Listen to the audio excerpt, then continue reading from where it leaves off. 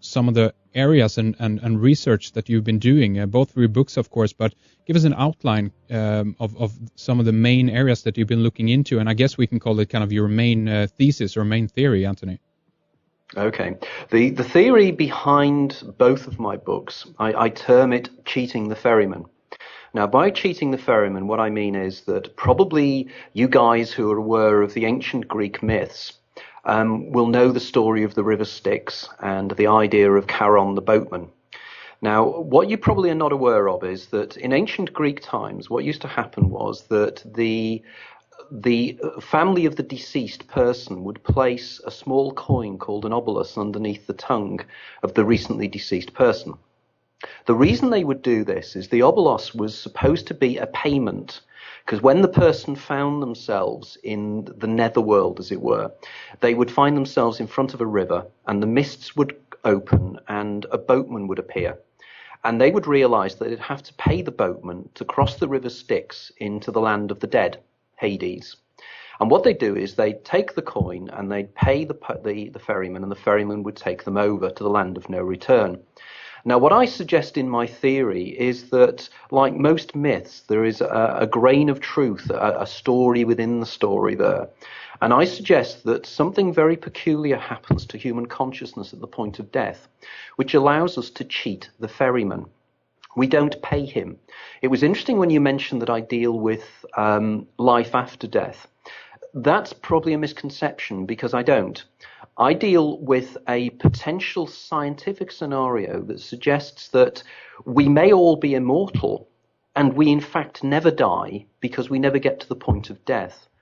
And that is the idea of cheating the ferryman. Now, what is even more interesting about this ancient myth is that it also used to be believed, and this is little known, the ancient Greeks also believed that you could, under certain circumstances, return back to life and live your own life again. And it's a very important point. This doesn't mean reincarnation.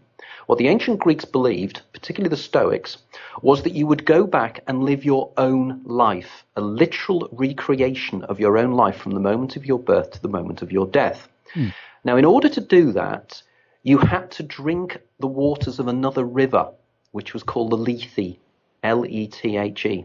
And that was called the river of forgetting. And the idea was that you would drink the waters and you'd go back to live your life again, having completely forgotten you've lived it before. Now, in effect, that's what my theory, cheating the ferryman, suggests. The reason, well, it's difficult to explain, but effectively what I've done is I've gone into the science, the hard science, the neurology, what happens to the brain at the point of death. I've been dealing with a new form of science called consciousness studies, which deals with how the human brain processes reality, how the human brain presents reality to whatever's inside our head that we call me or I. I'm also dealing with the phenomenon known as near-death experience. Yes. And what happens when you have a near-death experience. I'm also dealing with certain neurotransmitters in the brain called glutamate. And all these things tie in together for the most amazing explanation for not just near-death experience, but virtually every single unusual phenomenon that most people report. Indeed, my book was recently reviewed in Fortean Times, the international magazine, by Bob Rickard, who was the founder. And Bob Rickard gave the book 9 out of 10. And he said it was a simply amazing, completely refreshing new idea about the nature of consciousness and the nature of reality. It's really, really very, very powerful stuff. Very interesting. And you, of course, contacted me in regards to some of the work that Jim Elvidge has done, who we had on the show, yes, talking about the possibility that we might be living in a programmed reality. And is that a theory that you think is viable in that sense, or are you still considering that this is an organic process still in one way, and the brain is the decoder of this of the program, so to speak? I think that Jim's theory and mine are very, very similar in many, many ways. In fact, you may be aware that there has been a book written called The Physics of Immortality. And this deals with exactly the same idea, that humanity over millions and millions of years will evolve to having computing power so powerful that they can recreate the past, and they can recreate in a computer program every living being that has ever existed. And we could be existing within that program. And this again is written by, a top physicist. It's not, and his name escapes me, but I think it's Wheeler. Came up with this idea. I may be wrong on that, but I need to check on that. But effectively, I think the organic theory, which I'm coming from, and the machine theory that Jim suggests have so much synergy. I think effectively we're probably using the terminology wrongly. I think that effectively it's the same thing, because I argue that we are existing in a three-dimensional recreation of our lives that is generated by the brain, using probably digital techniques and holography, because I argue that the world we are living in, or 70% of us, in the sense that if you get a déjà vu sensation, you're living in the illusion. If you don't get déjà vus, which 30% of individuals don't, you're putting down the records for the first time. If you're living in the illusion, the term I use for this illusion is called the Bohmian IMAX. And I use this term because there is an American, or was an American scientist, philosopher called David Bohm. And David Bohm died around about 15, 20 years ago, I think. But he came up with some phenomenal theories about the nature of reality and the reality below the reality, something he called the implicate order. But effectively, I argue that his theories were valid and that we are all existing in this illusion, a bit like the Matrix movies, I suppose. Right. Well, that's an analogy that keeps coming up, and I guess it's a good one. Do you think that, in regards to time, and I guess we can talk about this from the perspective of déjà vu again, do you think that we can break out from the illusion during this lifetime, or can we only do that then at that point of death where you're talking about the ferryman again, that you don't pay him, and in that sense you're going to break out of the illusion? Or how does it work? I think the issue with time is a subtly different thing, and it's I've put a few postings on my forum over the last few days on the very issue of time perception.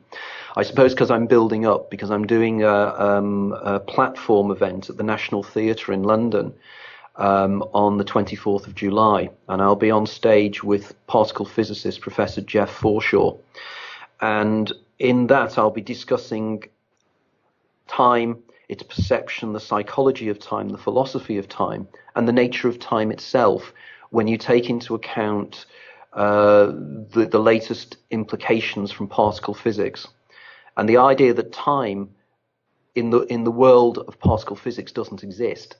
Time is an illusion. It's a mind-created illusion. So therefore, we could be existing in many, many different types of time. I always use the analogy of people, and I say, you wake up in the morning, the alarm clock goes off, and then you put it on doze for 2 or 3 minutes. You go back to sleep, and you can have a whole dream in that short period of time when the alarm goes off again. It's as if time dilates, and the brain can dilate time. I cite an amazing example, which was written up about 100 years ago by a guy called Alfred Maury, who was a French psychologist. And Maury, when he was a very young man, had a really long dream, and he dreamt that he was in the French Revolution. And initially he was a member of the Robespierre clique, and he fell foul of them.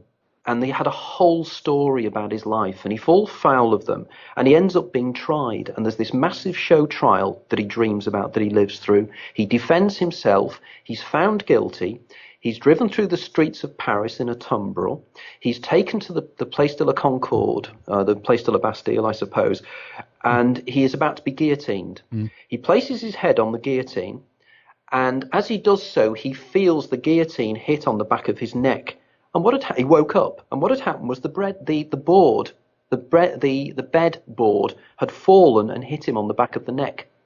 He'd back created a whole dream based upon something that had happened instantaneously. That's the power of the brain, and that is the power and the illusion of time. As Buddhists say and philosophers say, you can break out of time by getting yourself into certain mental states. So time is an illusion. That's very interesting. I recognize that thing with the dream, because I've had that experience myself many times when you hear a noise in the quote-unquote real world, and then that is incorporated instantaneously into the dream, and it starts to work itself together in unison with the dream. And for example, the alarm bell or whatever it might be. I think there is even actually one of those scenes in The Matrix where the alarm bell goes off, right? And he wakes up to that. What do you think what does that mean to you in that regard? Does it mean that we can, experience, or rather what we experience here is just hasn't to do anything with time, if we think about it in terms of aging or, I guess, biological decay? Is that just part of the program that we're experiencing, and can we even break free from that, or what do you think? There's a possibility we may do. I mean, the issue I have with that is that I suppose we're getting into areas of supposition.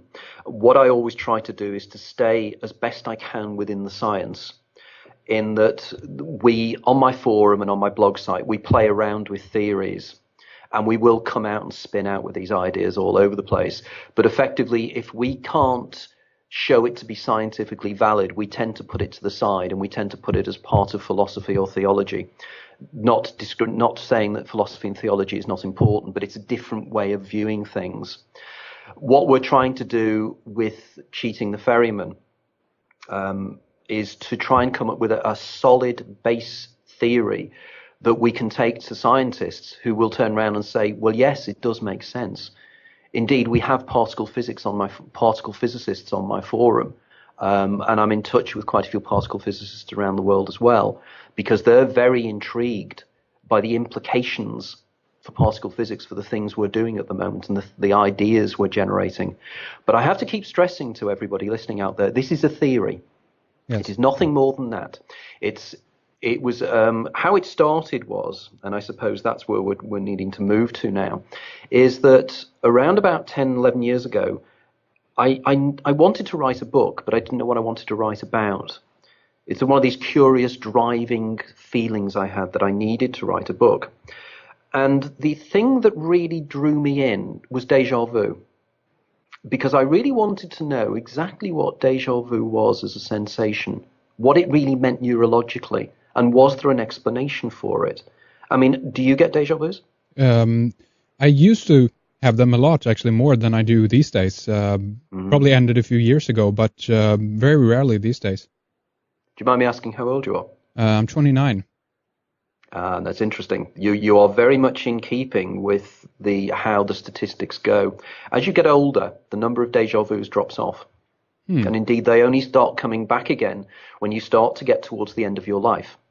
As you get towards middle age, not that you're middle-aged in any shape or form yet, you're still a young man, but effectively, as you get towards middle age, they seem to stop.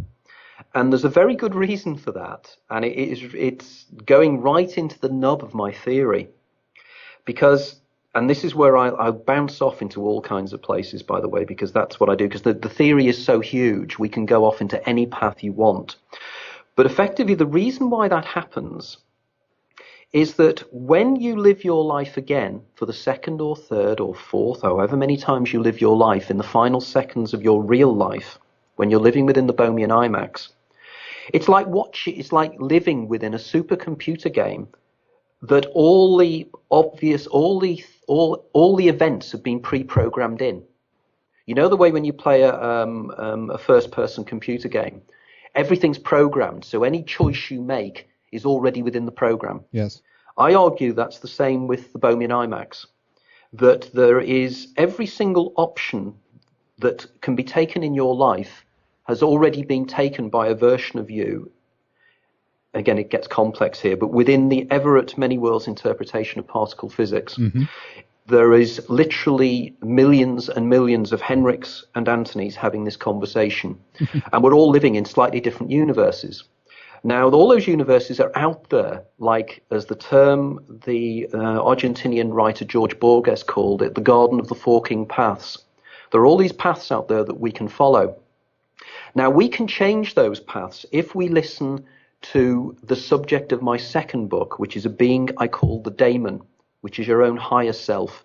This is the part of you that remembers you've lived this life before, okay? Mm-hmm. It's like a passenger in your head that knows the route. Daemon means like walking, doesn't it? Like someone who's walking into someone, or like the overarching. You can get possessed by a daemon, right? Or no, so this is interesting in terms of the semantics. The word daemon is spelled Daemon, right, as I use it, and a daemon in that sense is from ancient Greek philosophy and Gnostic philosophy, and the daemon is your own higher self. It is not an evil being. Sure. The reason that the word daemon became demon was literally it was demonized, because when Christianity took over, not that I'm denigrating Christianity in any way or shape or form, but effectively they needed to denigrate the old religions, and one of the things they used was to change the concept of the daemon to being a demon. The higher self. The higher self. Now, the Romans used a similar term. They called it the genius. So it's a subtle difference there. But I think the daemon works very, very effectively, because the daemon is your higher self, and the eidolon, which is you and I are eidolons. We are people living our life in a linear way through our lives without knowing the future. But we all have inside us this being, this other part of ourselves which knows the future. Now, going back to the reason why déjà vu cease as you get older or become less, is that as you're living your life for the second time, for argument's sake, there will be a point where your daemon will either save your life or will do something that will make you do something that you didn't do last time. Now, in my second book, I have example after example after example of this, both from my readers and from history, of individuals who are saved by a voice in their head. Something warns them to not take this road. Now, the interesting thing is, if, for instance, you are driving, let's use the analogy, you're driving along a road and your daemon realizes that if you travel along that road, there's going to be a terrible car crash and you're going to be killed. What the daemon does, depending upon how well it can communicate with its lower self or eidolon, it will warn you. And it will either warn you by giving you a hunch, this doesn't feel right, I need to turn off the road. It may even speak to you, and I have evidence of people whose daemons have spoken to them to warn them about things. One South African guy who lives in South Africa, who's Zimbabwean Rhodesian, his life was saved in 1969 in northern Rhodesia when he was a soldier, because a voice in his head as he came round a corner in an armoured vehicle shouted to him and said, ambush, ambush, ambush, just this voice in his head. He didn't react.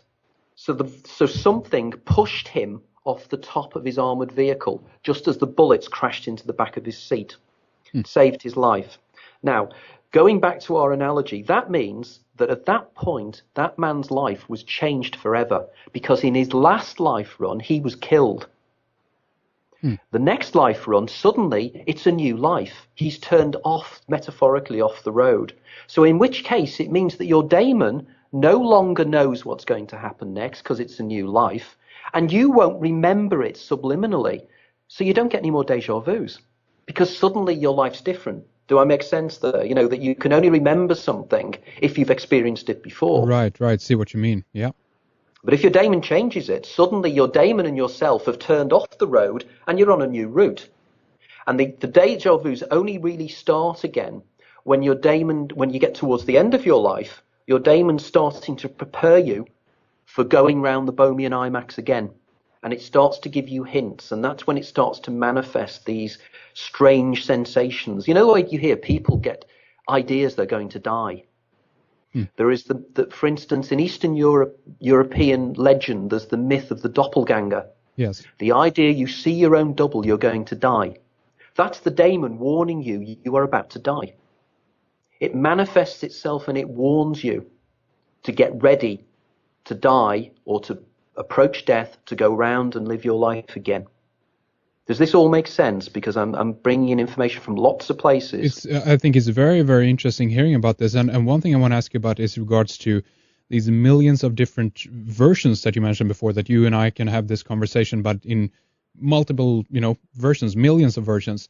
Yep. Do you think then that it's possible to kind of, I don't know if this is the right word, but choose your timeline, meaning that you can actually jump from one place into another, which means that, let's say that you do have an accident or something like that, and that you actually are killed in one of these versions, but you are going to choose the one where you actually continue to live in order to have the full experience, or whatever it might be. Does that make sense? Or No, it does exactly make sense, and that's exactly what the whole cheating the ferryman theory is. The basis of that is that your daemon, because your daemon knows what's going to happen, it effectively makes the choice for you.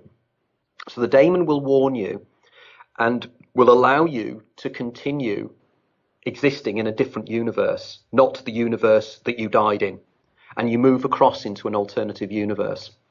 And this can happen many, many times in your life, because effectively, if every possible life that you can live exists, I use this analogy in my second book.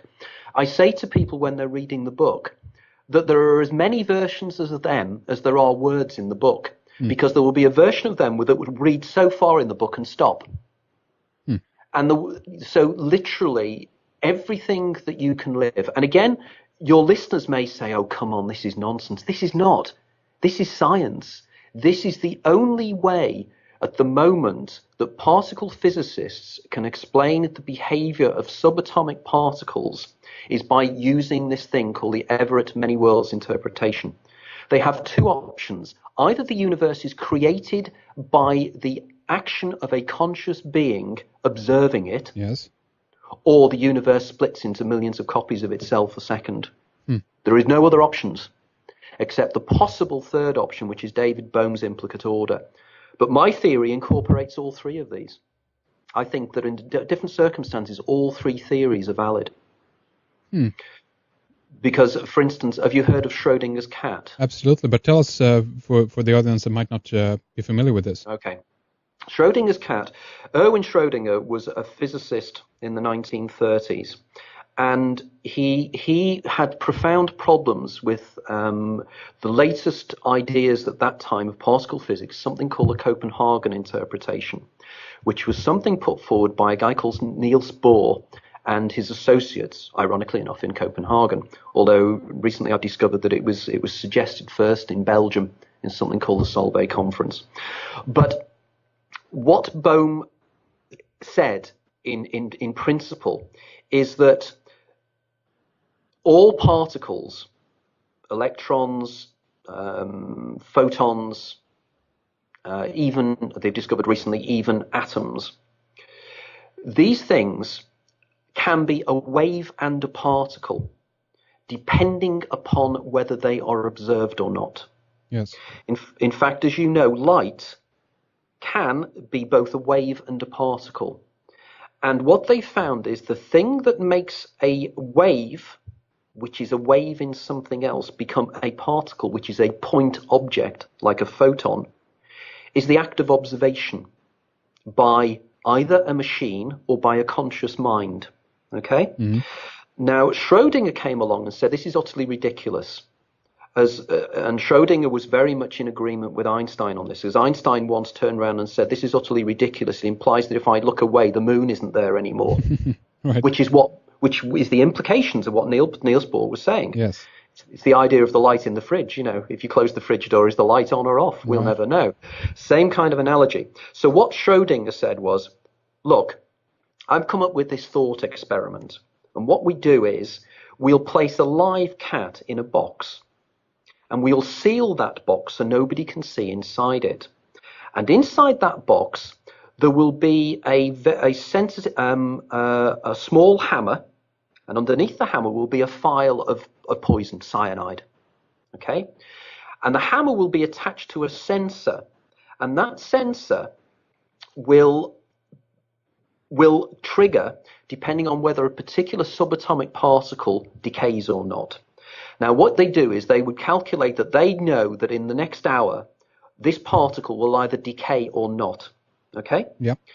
Now, Schrödinger used the argument that if that particle needs the act of an observer to observe it, it will decay during that hour that the cat's in the box, but until the box is opened, you won't know whether it will have decayed or not. And the act of observation will effectively decide whether it decays or not. So Schrödinger argued that that means that for some time during that hour inside that box, the phial of cyanide will either have been broken or not, which means that the cat in the box will be both alive and dead at the same time. Yes. And in fact, inside the box will be a live cat and a dead cat until somebody opens the box and observes it, and what is called collapses the wave function of the particle eroded, decomposed. And until that point, the cat is both alive or dead. And Schrödinger said, that's ridiculous. You can't possibly have that kind of scenario. The irony is that they've now done experiments very, very similar. And guess what? There is an alive and dead cat in the box, metaphorically. And Hugh Everett III, in 1957, an American PhD student, came up with a solution. And he said, when the box is opened, one person sees a live cat and one person sees a dead cat. So at the point the box is opened, there are two observers, not one. Which implies that at every act of whatever a subatomic particle does, both options are fulfilled within what's called the multiverse. The implications of that are astounding because it effectively means that since the first moment of the Big Bang, every single event has split into another event and multiplied ridiculously. Which means by implication that there are trillions and trillions of Earths inhabited by trillions and trillions of us having this conversation.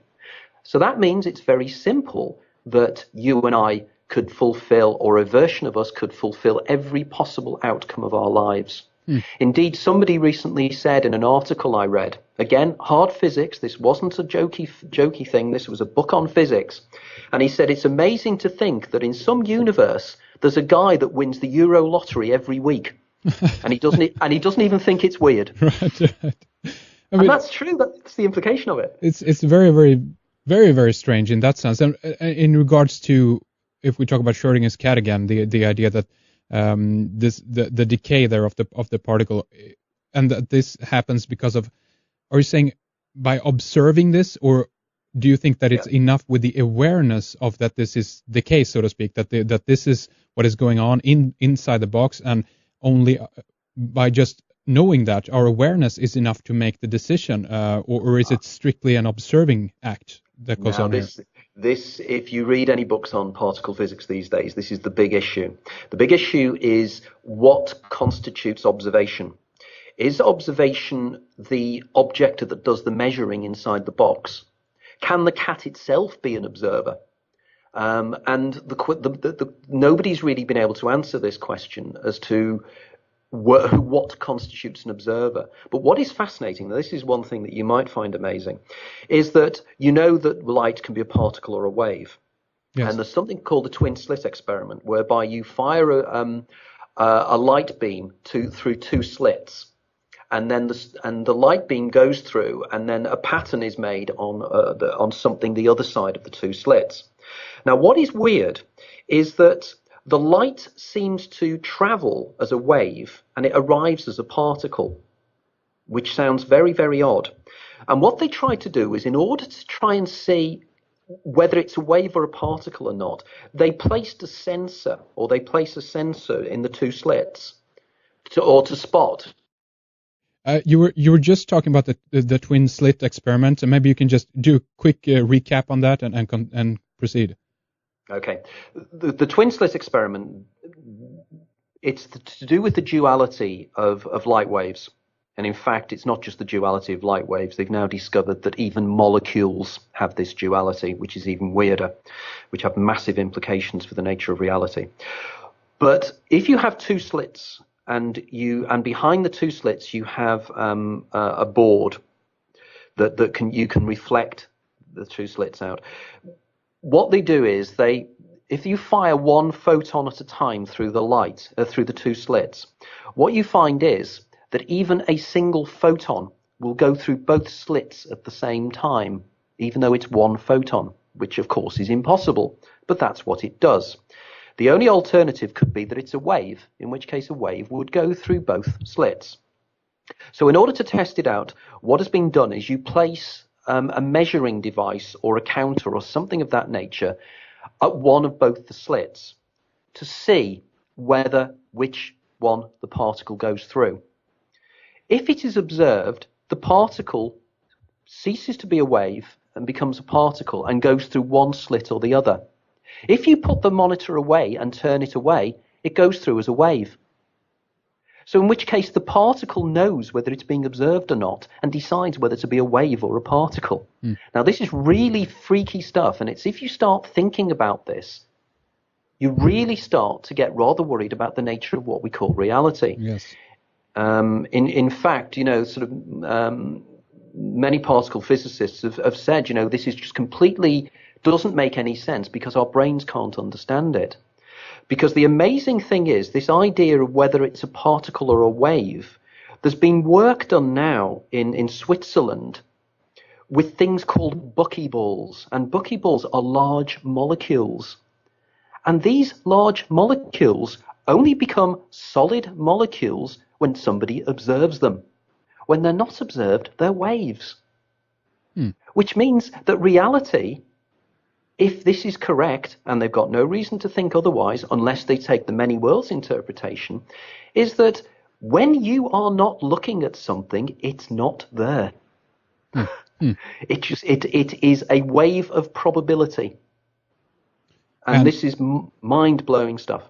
And in one sense, then, would you tie this back to the brain again and consider that the brain is the mechanism or the machine or the computer that kind of interprets this or make it manifest in a way that it's through our participation in this game or this chance play that we're involved in here, that it becomes manifest at that instance when we are aware of it. Is that spot on? A physicist called Eugene Wigner, I think it was. Wigner, and it could have been John Wheeler. No, it was John Wheeler.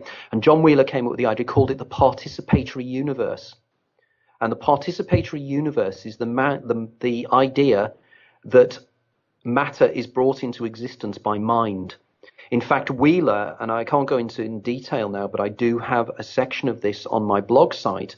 Wheeler actually has postulated that we, by an act of observation, not only bring in the reality around us, but bring into existence things that happened millions of years ago. And he does an experiment, and he shows an experiment that could be done that would prove that we, by an act of observation, bring a quasar into existence whose light left millions of years ago from the quasar. It's something called gravitational lensing, which I haven't got time to go in for now, but I do deal with this. But your point about the brain bringing about reality, there's some fascinating work being done at the moment by a guy called Professor Stuart Hamerhoff at the University of Arizona. And he's been working closely with an English philosopher called Roger Penrose. And Penrose and Hamerhoff believe that they have found within the brain the structures that collapse the wave function within the brain to bring about our individual realities. And these things are called microtubules. And microtubules are so tiny that they believe that the act of consciousness, and they believe this is where consciousness starts. Consciousness is a quantum effect. Now, there is a big argument about these Hamerhoff, the Hamerhoff-Penrose argument. And a lot of critics have said that the brain is too hot and too warm and too moist for these things to happen. But it's only a question of trying to find out whether it can happen in these conditions. Because the logic works. It's called orchestrated reduction. I think it's orchestrated reduction. And it's the fact, again, I say to all your listeners, don't take my word for any of this I'm talking about. Check it out on the web. Make a note of the things I'm saying and just go on the web and do a search. It's all there and it's all hard science. It is absolutely amazing, this stuff. The problem is that what is happening is the neurologists aren't talking to the physicists, and the physicists aren't talking to the philosophers, who aren't talking to the psychiatrists, who aren't talking to the historians. or the theologians. And then there's me in the middle going, hey guys, I'm this little guy over in Liverpool, and I've pulled all this together, and it works. You know, this really seriously, and I know it sounds incredibly vain, but other people have said this as well. This is singularly the most powerful theory that has been put forward for years. You know, it is just a question of how many people get to know about it. And the question is, again, is this something, I mean, how have your thoughts around this started to develop in regards to how this can be, I guess, applied to the world that we do find ourselves in? Does this to you mean that we can change everything? Can we affect this? Can we, by consciousness alone, then start to affect the reality around us and play with it on a more conscious level? Or what do you think? I think we can. At the moment, I have the amount of people who are joining in with me on this staggers me. I've got the most amazingly interesting people, from a Buddhist monk who came over from Australia to see me about the theories and the implications for Buddhism. I've been invited to a Sufi monastery in northern Cyprus because the Sufis, the mystic tradition of Islam, are interested in what I'm doing. People who are involved in deep meditation are fascinated by it all as well. All these things are being pulled together in the most powerful way. And it clearly, it's a question, we've made the first few steps. And that's why I have a forum, and that's why I have a blog site, because I'm inviting people to join us on this. This is an adventure, and it's open to everybody. I want people involved. I mean, for instance, we were discussing earlier about, I'm going to be interviewed by Whitley Strieber in the next few weeks. Mm-hmm. Now, Whitley's come across my theories from other people. But effectively, again, what happened to Whitley Strieber, I can explain. It's to do with temporal lobe epilepsy, because that's the other area I haven't talked about. I have a whole neurological theory.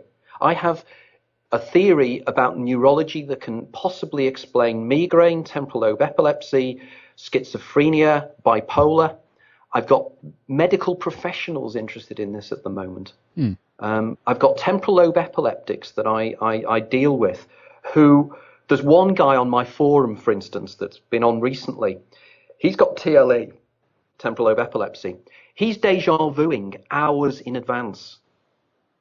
He's living in a deja vu where he's fallen out of time. We're trying to help him at the moment because he's finding it so hard to deal with. I have people who have, like we were talking about Rick Strassman, weren't we, and the DMT, the spirit molecule. Yes. My theory ties into his beautifully. You know, Rick and I are in contact, and we're swapping emails at the moment.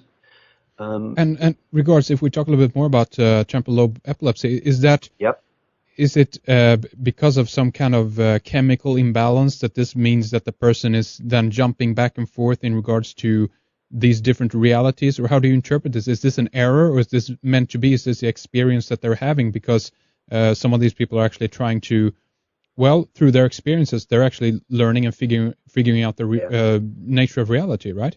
Yeah, it's meant to be. Effectively, I would argue that people don't have temporal lobe epilepsy, they experience it.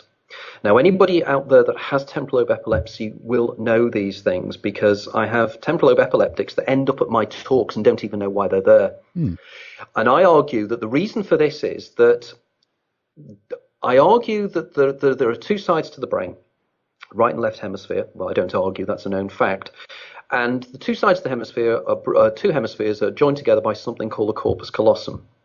Now, what I suggest is that the daemon, the higher self, inhabits one part of the brain, and the everyday self inhabits the dominant hemisphere, ordinarily in most of us, the left side.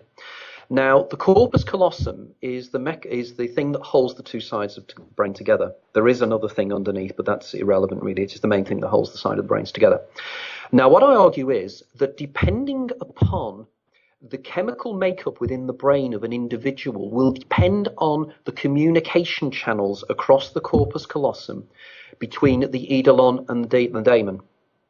And I suspect, although I need to talk to Rick Strassman about this, because I think it could just as much be DMT, But effectively, there's another neurotransmitter in the brain called glutamate. And I think that glutamate facilitates communication between the daemon and the eidolon. There's a famous term used by William Blake called the doors of perception. Yes. And in fact, it was the term the American band The Doors named themselves after.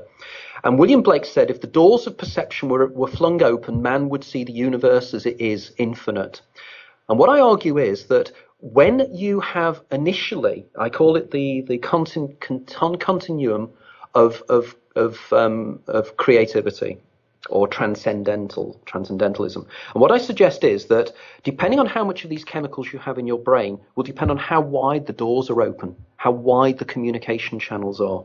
And I suggest that most normal people, and I'm using that just as the statistical majority, the doors are closed. They don't experience deja vu, they don't experience the daemon, they don't experience precognition, they don't experience the magic of what the universe is really about. But as the chemicals start to kick in, the doors start to become slightly ajar. And I think when the doors are slightly ajar, that's classical migraine. And there's a wonderful book written by a guy called Oliver Sacks about migraine. And if you read that book, he tells you, and I know I'm a migrainer, and I can agree with this totally, that you start to perceive reality in a slightly different way when you have migraine. Oh, yeah. You know, you have these, your eyesight starts to break down, you start to feel peculiar, you have a migraine aura. And part of the migraine aura is deja vus, standard deja vu sensations. I feel I've been here before. However, as the chemicals become stronger and there's more of them, the doors become more open.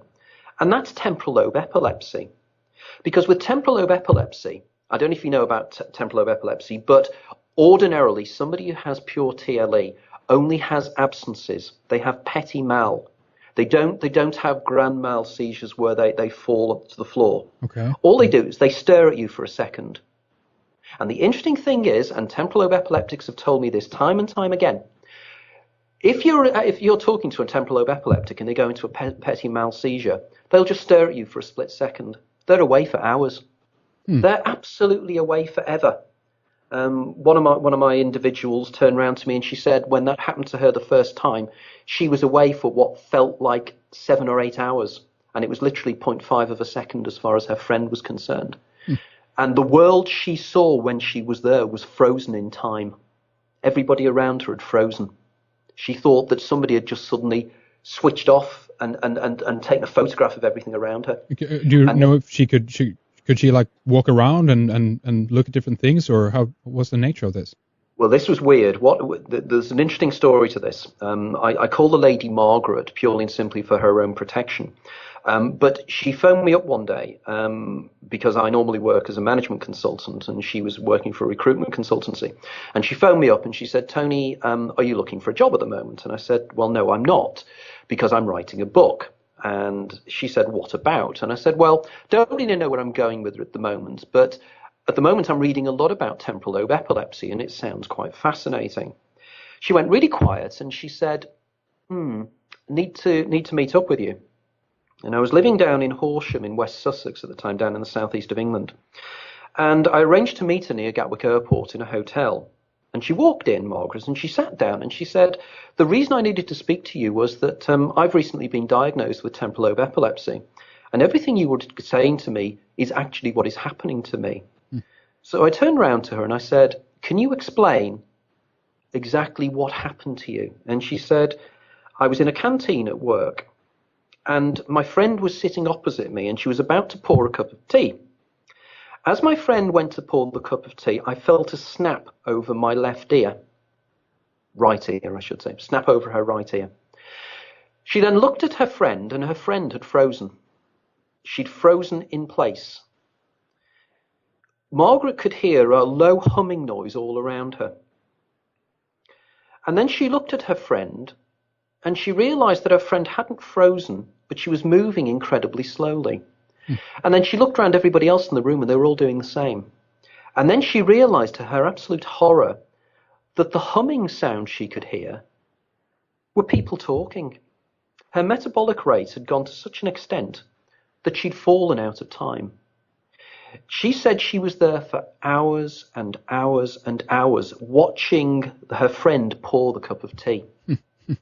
She then feels another snap over her ear, and her friend starts moving again, sits back and looks at her and says, "Are you okay?" She'd been away for 0.5 of a second. Margaret turned round to me and she said, that could have been my whole life. I could have been in that fugue for the whole of my life. And that was a very important point, because that's what's built, that was the first comment that built my whole theory up, because I thought she could have been away for her whole lifetime in a split second. Yeah. Could a temporal lobe epileptic live their whole life in a split second? And the answer is yes, they could. And do you know what brings them into the state and back again? Can this be controlled, if you know what I mean?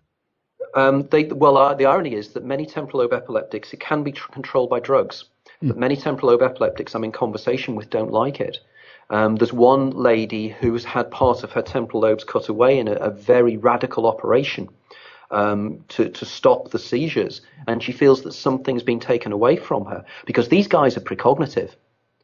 I don't know if you know that there is a term used for people who have temporal lobe epilepsy historically. It's called the diviner's disease.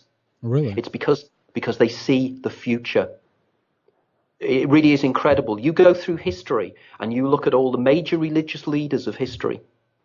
Most of them were diagnosed with temporal lobe epilepsy, or it has been suspected. St. Paul on the road to Damascus, he sees a huge flashing light and he falls to the floor. It's a TLE seizure. Joan of Arc sees a flashing light and hears voices. It's a TLE seizure. So many of these people, deeply religious, deeply profound individuals, Swedenborg, yes. One of your guys. Right. You look at Swedenborg's life. He had TLE. He was precognitive. There was one famous event where he was miles away and he said there's a massive fire in Stockholm. And he was right. There was, and if you want to check this out, but that really was a true story about Swedenborg. Because these guys can see the future. They know they can see the future. They tell me they can. The trouble is most of them can't communicate it. And the reason they can't communicate it, and this is fascinating, they turn around to me and they say, if I tell, and the one used the example, he said, imagine somebody's talking to me and I suddenly go into a deja vu type seizure. Oh, because I forgot to tell you that. Part of the pre-seizure aura of people who have TLE are profoundly powerful deja vus. Okay. Precognitive deja vus. Okay. So when they have these precognitive deja vu scenarios, I said to him, well, why don't you speak to the guy? He said, think about this. If somebody's just about to say something to me and I butt in and I say, you're going to say that, I'll change the future, because that person won't say it anymore. And if I change the future, I'm in a different universe. And when the person said that to me, I said, bang, it's my theory. That's exactly what would happen. And he doesn't want to change the future because he doesn't want the responsibility. So again, the theory fits. Now, what I then suggest is that when the doors are swung fully open, schizophrenia. Because schizophrenics, what's the classic about schizophrenics? They lose their ability to tell what's happening with time, what's real, what's not. They see hallucinations. They see lots of things, which again is the DMT molecule that Rick Strassman talks about. It's because schizophrenia, it's basically an eidolon who's seeing the world as a daemon sees it. And it drives them literally insane. They can't handle it. They can't deal with it. And schizophrenics, I spoke to a young schizophrenic a few months ago at an organization called the Hearing Voices Network in Manchester. And he said, you're quite right about schizophrenia. And I said, why? And he said, well, you can believe this story or not. He said, but I lived in the same bedroom from the age of about 7 or 8 to the age of about 14 or 15. And he said, I was schizophrenic at the time and I had schizophrenia and everything else. And he said, for the whole time I was in the room, I'd never noticed before, but I went up to the bedroom one afternoon when I was 15, 16, and there was something different about my bedroom. I'd realized that for the whole of the time I'd been there, I'd been listening to this buzzing noise in my room. But when you hear a sound so regularly, it just becomes part of the background. Yeah. And you only notice it when it stops. Right. This noise had stopped. And he couldn't understand what was happening.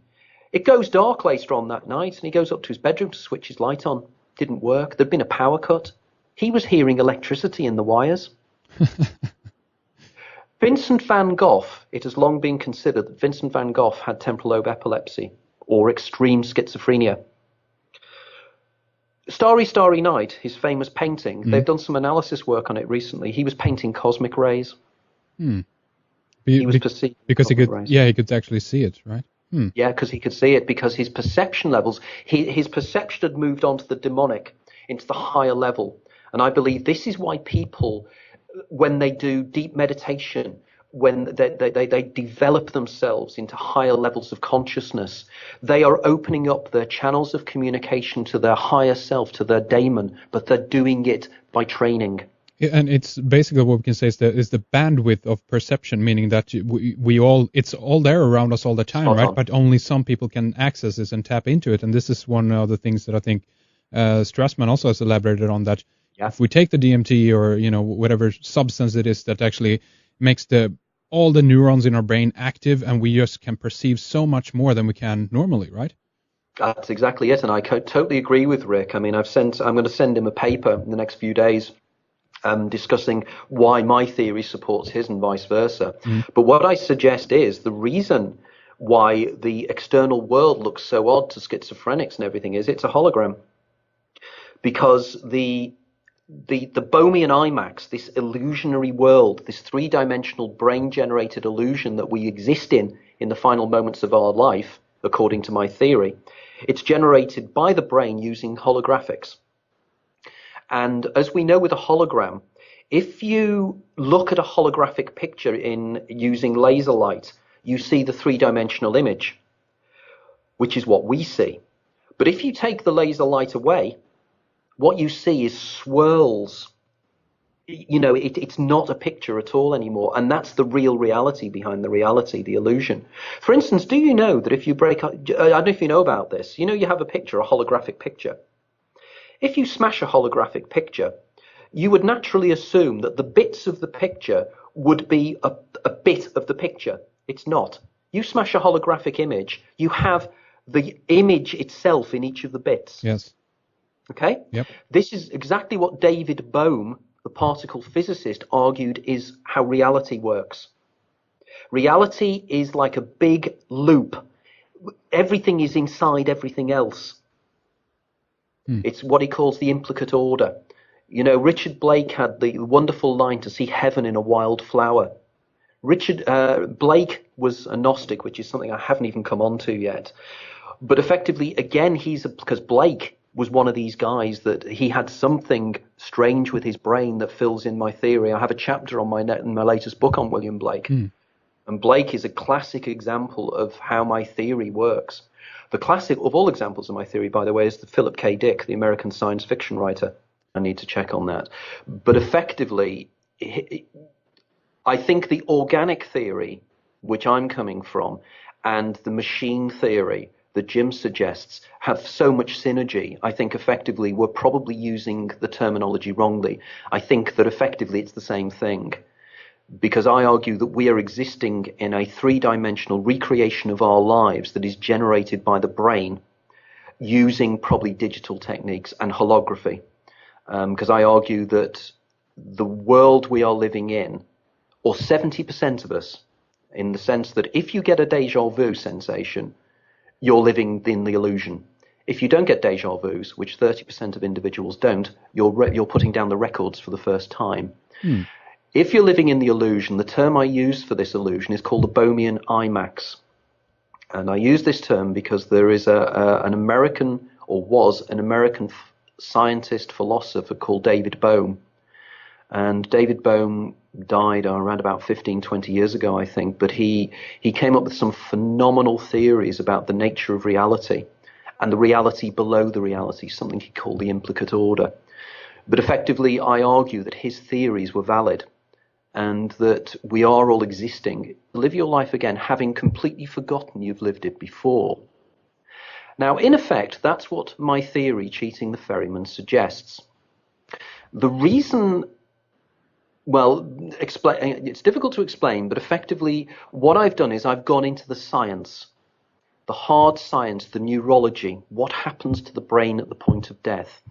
I've been dealing with a new form of science called consciousness studies, which deals with how the human brain processes reality, how the human brain presents reality to whatever's inside our head that we call me or I. I'm also dealing with the phenomenon known as near-death experience. Yes. And what happens when you have a near-death experience. I'm also dealing with certain neurotransmitters in the brain called glutamate. And all these things tie in together for the most amazing explanation for not just near-death experience, but virtually every single unusual phenomenon that most people report. Indeed, my book was recently reviewed in Fortean Times, the international magazine, by Bob Rickard, who was the founder. And Bob Rickard gave the book 9 out of 10. And he said it was a simply amazing, completely story within the story there. And I suggest that something very peculiar happens to human consciousness at the point of death, which allows us to cheat the ferryman. We don't pay him. It was interesting when you mentioned that I deal with life after death. That's probably a misconception, because I don't. I deal with a potential scientific scenario that suggests that we may all be immortal, and we in fact never die because we never get to the point of death. And that is the idea of cheating the ferryman. Now, what is even more interesting about this ancient myth is that it also used to be believed, and this is little known, the ancient Greeks also believed that you could, under certain circumstances, return back to life and live your own life again. And it's a very important point. This doesn't mean reincarnation. What the ancient Greeks believed, particularly the Stoics, was that you would go back and live your own life, a literal recreation of your own life from the moment of your birth to the moment of your death. Now, in order to do that, you had to drink the waters of another river, which was called the Lethe, Lethe. And that was called the River of Forgetting. And the idea was that you would drink the waters and you'd go back to a refreshing new idea about the nature of consciousness and the nature of reality. It's really, really very, very powerful stuff.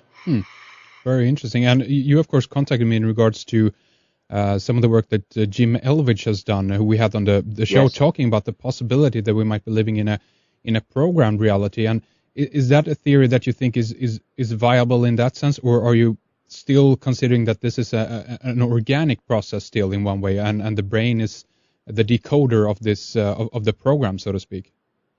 I think that Jim's theory and mine are very, very similar in many, many ways. In fact, you may be aware that there has been a book written called The Physics of Immortality. And this deals with exactly the same idea, that humanity over millions and millions of years will evolve to having computing power so powerful that they can recreate the past, and they can recreate in a computer program every living being that has ever existed. And we could be existing within that program. And this again is written by, a top physicist. It's not, and his name escapes me, but I think it's Wheeler came up with this idea. I may be wrong on that, but about some of the areas and research that you've been doing, both through books, of course, but give us an outline of some of the main areas that you've been looking into, and I guess we can call it kind of your main thesis or main theory, Anthony. Okay. The theory behind both of my books, I term it cheating the ferryman. Now, by cheating the ferryman, what I mean is that probably you guys who are aware of the ancient Greek myths will know the story of the river Styx and the idea of Charon the boatman. Now, what you probably are not aware of is that in ancient Greek times, what used to happen was that the family of the deceased person would place a small coin called an obolus underneath the tongue of the recently deceased person. The reason they would do this is the obolus was supposed to be a payment, because when the person found themselves in the netherworld, as it were, they would find themselves in front of a river, and the mists would open and a boatman would appear. And they would realize that they'd have to pay the boatman to cross the river Styx into the land of the dead, Hades.